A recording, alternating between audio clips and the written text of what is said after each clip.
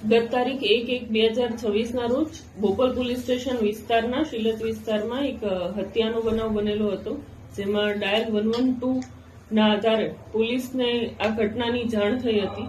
ઘટનાની જાણ થતાં તરત જ બોપલ પોલીસ સ્ટેશનની પોલીસ ઘટના સ્થળે પહોંચેલી હતી. આ ઘટનાની સમગ્ર હકીકત એવી છે કે ત્યાં અંડર કન્સ્ટ્રક્શન જે બિલ્ડિંગ્સનું કામ ચાલી રહ્યું છે, ત્યાં લાસ્ટમાં અત્યારે કલર કામ ચાલી રહ્યું છે. એટલે કલર કામના જે લેબર્સ છે એ લોકો ત્યાં બિલ્ડિંગમાં અંદર જ 2 ફ્લેટમાં રહેતા હતા. આ 2 ફ્લેટમાં જે લેબર રહે છે મૂળ એમપી મોરેના મધ્યપ્રદેશના વતની છે, અને રાતે આ ચારેય જે લેબર છે એ લોકો અંદરો અંદર સગા થાય છે, જેમાંથી 2 માસીયાઈ ભાઈ છે.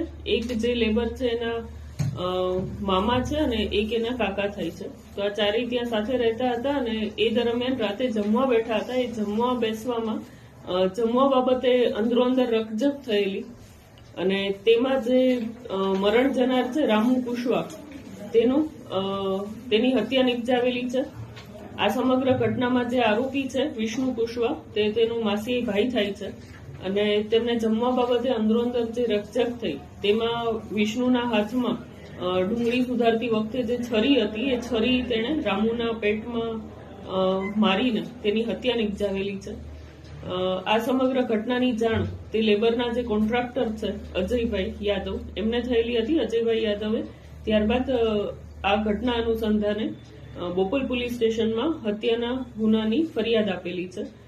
બોપલ પોલીસે આની હત્યાની જાણ થતાં ઘટના સ્થળે પહોંચીને જે આરોપી છે વિષ્ણુ કુશવા તેની તાત્કાલિક જ અટકાયત કરેલી અને હત્યાનો ગુનો નોંધીને આગળ કાયદેસરની તપાસ હાથ ધરેલી છે.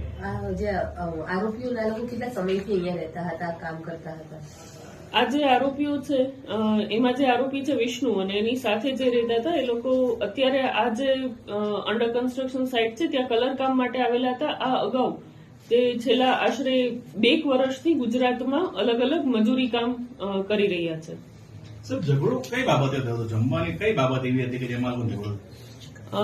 એ લોકો જયારે રાતે જમવા બેઠા હતા એ વખતે બધા લોકો ત્યાં જ જમવાનું બનાવીને જમવાનું પીરસતા હતા.